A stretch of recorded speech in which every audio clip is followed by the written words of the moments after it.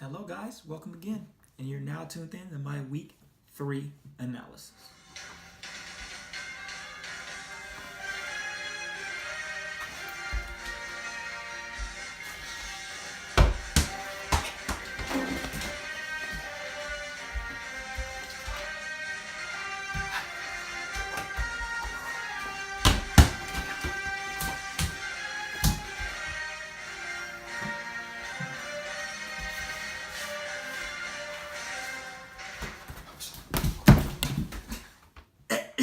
And guys, we are gonna get this started now.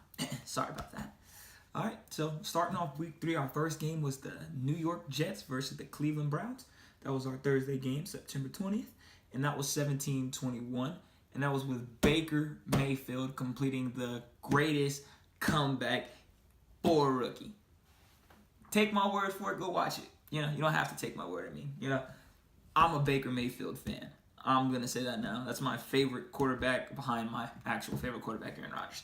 But that's my guy. I believe in Baker Mayfield. He came back, stormed from 17 down or 17-3, I believe, and then took off with that. So the Jets weren't prepared for him, but they should have been prepared for it being an NFL team. Sam Darnold threw like 3 interceptions. He didn't play as great as he could have.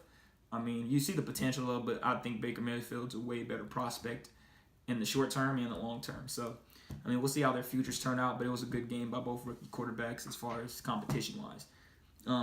Following game happened to be the New Orleans Saints versus the Atlanta Falcons. The game was 43-37, and it went to overtime with the Saints winning.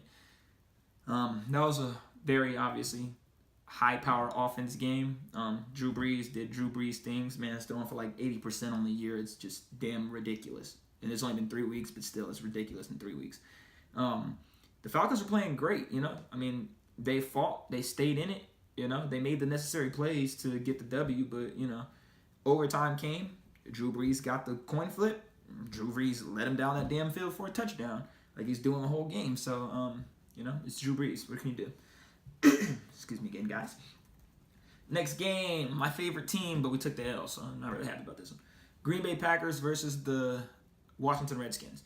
It was 17-31 with the Redskins beating us, obviously.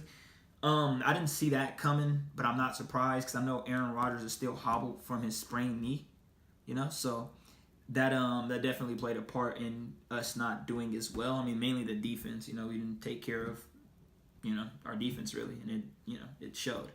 So we took that L, unfortunately. The Redskins are going to be solid this year. AP, he ran for about 100 and something, 40 yards, I think, vintage AP. Not Minnesota prime AP, but vintage AP as far as, diving back in the time machine, So that, it was whatever. Alex Smith, check down Alex, he's a good quarterback. Played solid that game. It is what it is.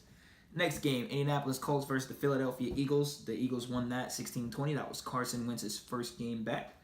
He did well for his first game back. He had some typical, going through the motions because I haven't played in the NFL type of stuff. So, or not in the NFL, but haven't played in a while. So, it's like he had a little kinks he had to work out, basically. But he got the W, so that's really all that matters at the end of the day. Andrew Luck, I hope he gets back to the form he used to be in. He's definitely not how he used to be, but I think he'll return to form. He didn't get to do that last Hail Mary play. They let Jacoby Brissett come in and do that because he got a stronger arm. Andrew Luck, the old one, would have been able to do that before. So, I think he just got to get past that shoulder surgery stuff, and then he'll be back to normal. The upset of the week was the Buffalo Bills versus the Minnesota Vikings. 6-27, the Buffalo Bills won that. Now, I didn't see that coming considering the Buffalo Bills just had a player quit the following week and they looked like they were in shambles of a team, But, I guess Minnesota Vikings slept on them and the Buffalo Bills made him pay for it. Josh Allen hurdled a dude like he was a long jumper. It was ridiculous. I was like, damn. But, and Kirk had a bunch of fumbles, like 2, I think. So, that kind of fucked him too. That kind of screwed them over, so I guess. But, it ended up being 27-6, so it ended horribly for the Vikings, but great for the Buffalo Bills for a momentum boost for the following week. Game followed that was the Oakland Raiders and the Miami Dolphins. That game ended 20-28 with the Dolphins taking that.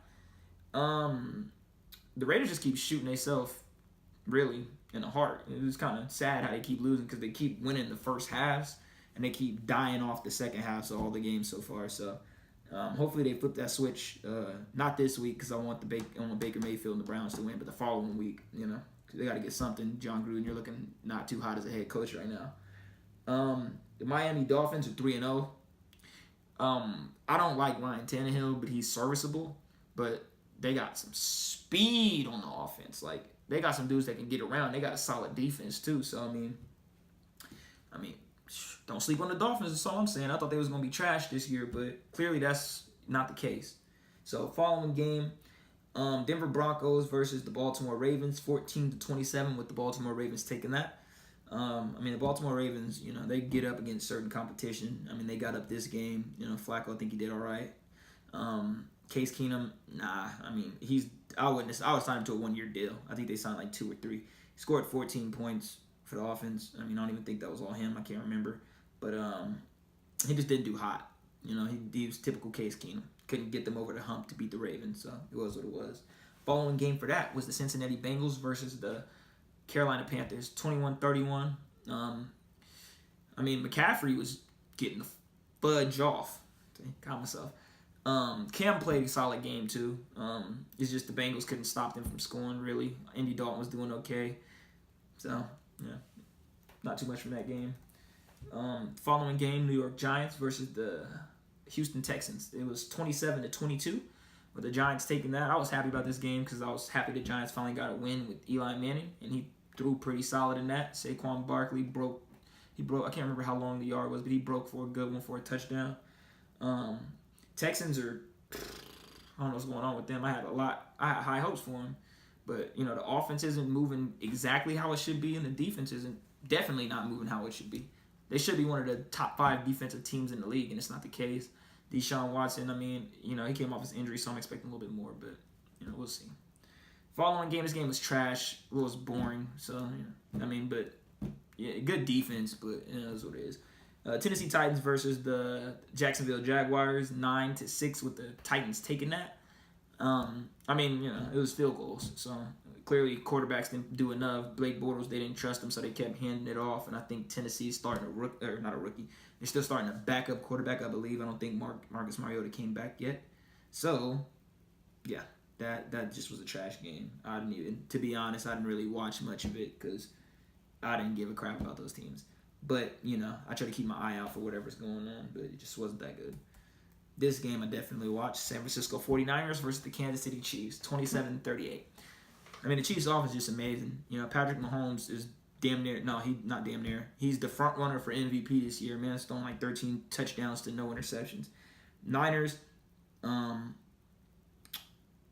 don't know why Jimmy G didn't just run the hell out of bounds. He wanted to make a play for an extra 1 yard that wouldn't have did a damn thing, and tore his own ACL before he even got hit. So that was just stupid. You just screwed the whole Niners season. So, hey, Niners, we still got a good pick coming this year. San Diego Chargers versus the Los Angeles Rams next, 23-35 with the Rams tapping that ass by 35. Well, not by 35, but with the score of 35.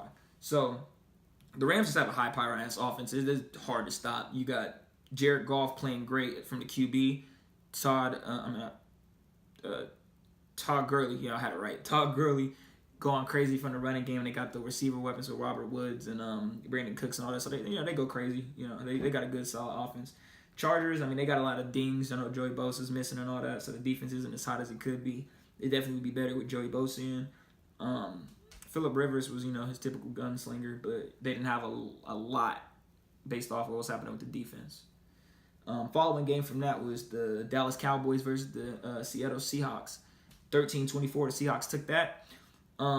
This game let me know a couple things. For the Seahawks perspective, Russell Wilson is the whole offense until Doug Baldwin comes back because they don't have a damn thing there, really. The halfbacks are trash.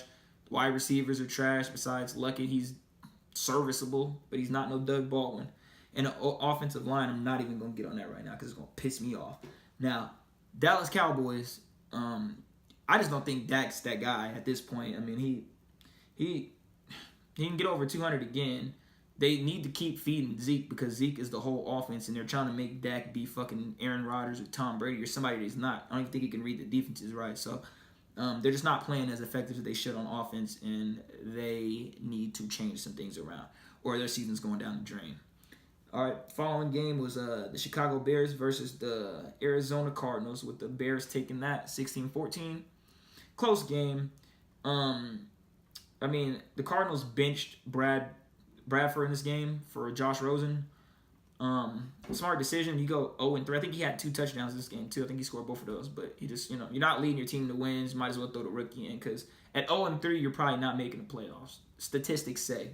So, I mean, I get it. Toss in a rookie, let him, fill out the rest of the season, because Sam Bradford's not helping you get wins. The Bears, I still have no faith in Mitchell Trubisky at this moment. He may be able to prove me wrong. He's a 2nd overall pick. I hope more for him, but he's trashed me. So, we'll see. The defense is fire, though. I'll give him that. The defense is great, with Khalil Mack and then Danny Trevolta and then a whole bunch of other people. It's nice. This game was the 2nd upset of the week. Maybe the first, depending on who you ask. But, if you really break down the teams, it'd be the other one. New England Patriots versus the Detroit Lions, 10-26, with the Detroit Lions winning that game. So Matt Patricia, this should have been obvious. He was the defensive coordinator for the New England Patriots last year and the following years. So he knows the damn offense. You know what I'm saying? Like, he knows the concepts that they run and everything, because he ran them for the defense. So he's stopping the offense in practice. So I wasn't surprised by this. I did think New England was going to win because it's Tom Brady, but, you can't beat that type of coaching when they know everything you're doing. And he has better personnel on the line. So they went ahead and took that. Tom Brady had a horrible game. But, like I said, he's throwing to, high school, like D-level high school players, basically. So Josh Gordon didn't get to play. So there's, he has literally nobody. They're damn near all trash. So, he couldn't get a spark, so it was what it was with that. And then the final game of the week was the Pittsburgh Steelers versus the Tampa Bay Buccaneers, 30-27, with the Steelers taking that. I was going for the Bucs, but I wanted the Steelers to win. Had a very big conflict of interest. Because I was going for the Bucs because they didn't pay Le'Veon, but I liked the Steelers, so I was hoping the Steelers would win it anyways. And they did, so I was happy about that. So, I think Le'Veon's going to get traded. I know he's not coming back next year. Hopefully he does get traded at some point this season, because it'll be weird to go back into that locker room where they were trashing you about your contract and you not coming back. That's stupid. Let the man get his money. He's trying to get paid. He's not trying to get hurt. He's a running back. They got a short life shelf. So, in like 2 years, no one's going to want to sign him to a big contract. You wouldn't give him a big contract this year. He's going to get it next year for sure. So, we good. I see you, Le'Veon. Get that bag, boy. But, in Tampa Bay, Fitz magic turned into Fitz tragic. That's what that was. He threw like 3 interceptions, I think, in the first quarter, damn near back-to-back. Or not first quarter, first half. Damn near back-to-back. It was sad. I was looking at it like, damn, Fitz, y'all about to lose in this game. And then he got that magic going in the second half, but it wasn't enough to come back and, take the W. But he definitely played a good enough game to be able to get it done. So, it was cool. I'll give him that. But, yeah. All right, man. So that's it for my week 3 analysis with your boy. Tune in for week 4 coming soon.